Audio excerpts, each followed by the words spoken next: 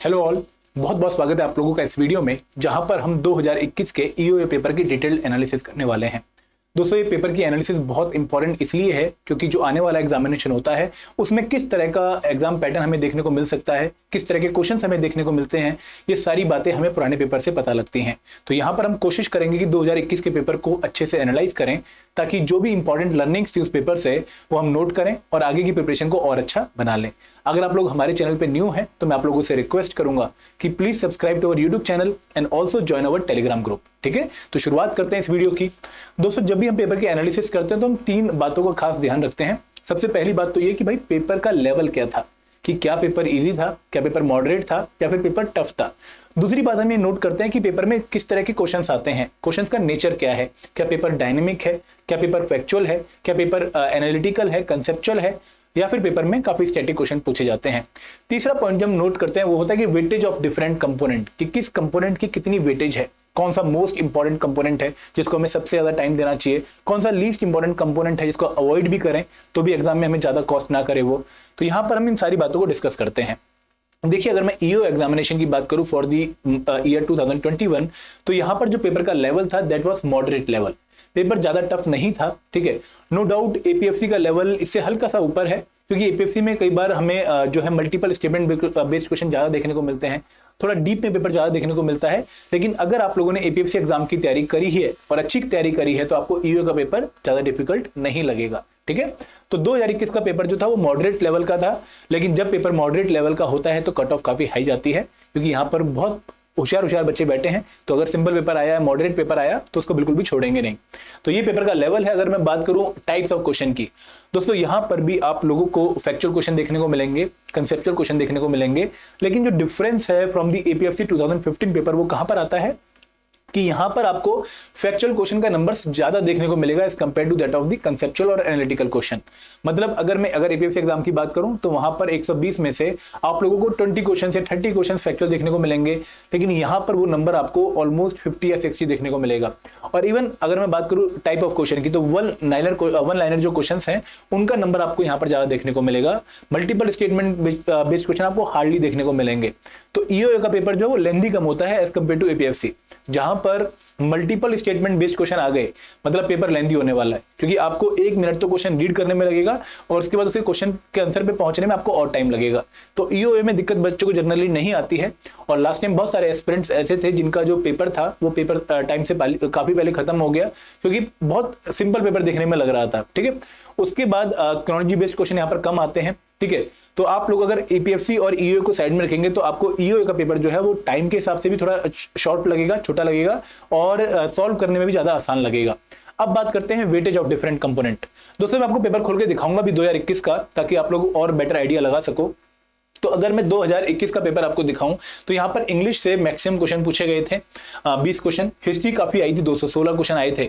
और हिस्ट्री में जो एंशिएंट हिस्ट्री है उसका भी 1-2 क्वेश्चन आप लोगों को देखने को मिलेगा। तो मिसलेनियस क्वेश्चन यहाँ पर भी पूछते हैं।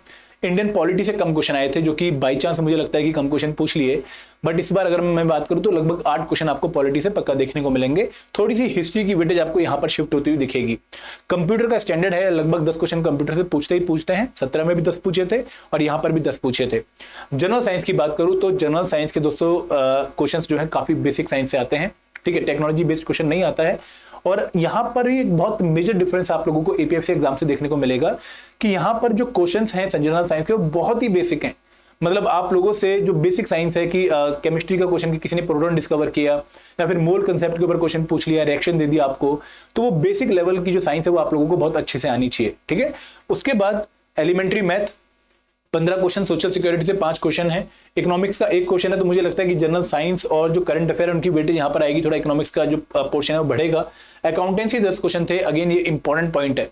जनरली अगर हम अकाउंटेंसी कंपोनेंट की बात करें तो बच्चे इसको ज्यादा सीरियस लेते नहीं है, लेकिन अगर आप ईओए का पेपर देखें तो वहां पर बहुत सिंपल, मतलब ज्यादा टफ क्वेश्चन नहीं है, बहुत सिंपल 10 क्वेश्चन पूछे गए जहां पर नॉर्मल जिस बच्चे को नॉलेज थी अकाउंटेंसी की वो भी 6 से 7 नंबर इजीली स्कोर कर सकता था। आईआर से 7 क्वेश्चन एंड 2 क्वेश्चन ज्योग्राफी और एनवायरमेंट वाले पोर्शन के हमें देखने को मिलेंगे इन दी मिसलेनियस पोर्शन। तो ये वेटेज है डिफरेंट कंपोनेंट्स की। तो यहां पर आप लोगों को पता लग रहा है कि यार अगर मुझे प्रायोरिटी देनी है तो हिस्ट्री अगेन बहुत प्रायोरिटी कंपोनेंट है, इंग्लिश हो गया, मैथ हो गया एंड देन जनरल साइंस हो गया, ये आपको हाई प्रायोरिटी लगेंगे। तो ये कंपोनेंट्स तो आपने बिल्कुल भी मिस नहीं करने हैं, ठीक है, आगे बढ़ते हैं, एक बार पेपर देख लेते हैं ताकि आप लोग और अच्छे तरीके से जो पेपर का लेवल है वो गॉज कर पाओ। देखिए ये है 2021 का पेपर और यहाँ पर सबसे पहले इंग्लिश के क्वेश्चन आप लोगों को देखने को मिलेंगे। तो 20 क्वेश्चंस इंग्लिश के थे, 1 लाइनर थे और टिपिकल जो इंग्लिश का जो स्टैंडर्ड है यूपीएससी में वैसे ही क्वेश्चन पूछते हैं, पर आरसी यहाँ पर नहीं पूछी जाती। ठीक है, उसके अगर हम जीएस के क्वेश्चंस पे आए दोस्तों, तो जीएस के क्वेश्चंस में आप लोगों को 1 लाइनर क्वेश्चन ज्यादा देखने को मिलेंगे, जैसे ये क्वेश्चन लिस्ट वाला था। लेकिन इसके बाद अगर आप क्वेश्चन देखेंगे कंट्रोल्ड इंडस्ट्री क्या होती है, मिनिमम नंबर ऑफ मेंबर्स कितने चाहिए होते हैं to require for registration of a trade union, adolescent क्या है as per the factory act of 1948, तो these are factual question, provision based question है करंट जो आपका आईआर है। उसके बाद अगर आप क्वेश्चन देखें तो आपको पेपर में ऐसे ही जो टाइप ऑफ क्वेश्चन है ज्यादा देखने को मिलेंगे, 1 लाइनर। और ये जो क्वेश्चन जैसे निर्गुणा भक्ति, तो इंडियन कल्चर पार्ट नहीं है, एंशिएंट हिस्ट्री पार्ट नहीं है सिलेबस का, बट फिर भी क्वेश्चन आया हुआ है। ठीक है, और उसके बाद आईन अकबरी के ऊपर क्वेश्चन है जो कि मिडिवल हिस्ट्री का है, गांधी की 60 मार्च के ऊपर क्वेश्चन है। तो 1 लाइनर क्वेश्चन यहाँ पर बहुत ज्यादा है एग्जामिनेशन में, रेयर ही आपको मल्टीपल स्टेटमेंट बेस्ड क्वेश्चन देखने को मिलेगा। तो यहाँ पर टाइम मैनेजमेंट की बच्चों को उतनी दिक्कत नहीं आनी चाहिए जितनी कि आप लोगों को एपीएफसी एग्जामिनेशन में आती है। ठीक है, और आगे बढ़ते हैं। तो यहाँ पर जो खास बात है ना वो है अकाउंटेंसी के क्वेश्चन। अब जैसे what is the underline accounting concept that support no anticipation of profit but provision for all possible losses.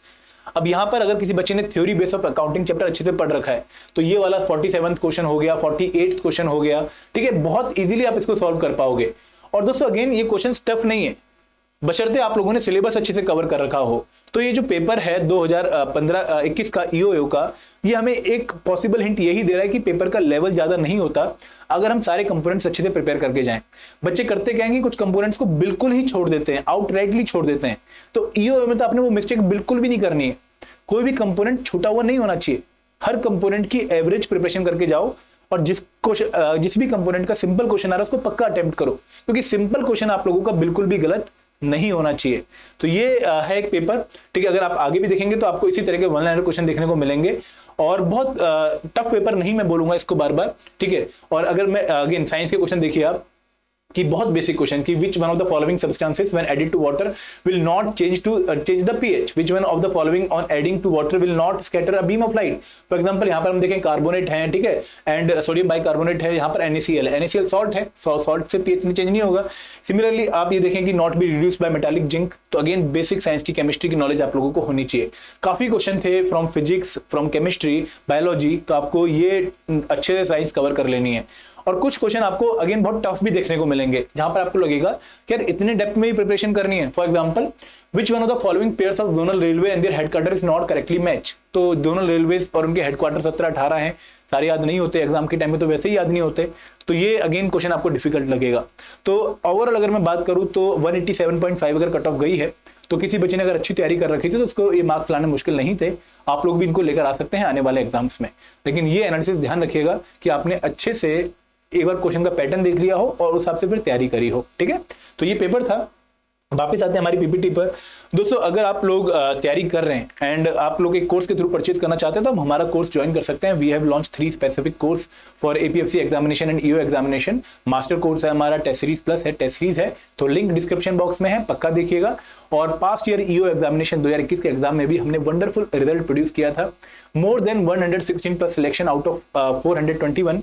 तो ये बच्चे अपने आप में हमारे बारे में जो है बताते हैं। नो डाउट इनकी मेहनत बहुत ज्यादा होती है, लेकिन 10% कंट्रीब्यूशन हमारा भी है। तो आप लोग अगर चाहते हैं कि आपको भी प्रॉपर गाइडेंस मिले, प्रॉपर कोर्स मिले, तो you can check description box. अगर कोई डाउट है, कोई क्वेरी है तो फील फ्री टू आस्क। 8146207241 हमारा नंबर है और hello@edutech.co.in हमारी वेबसाइट है। This is all from my side. Thank you very much. जय हिंद, जय भारत।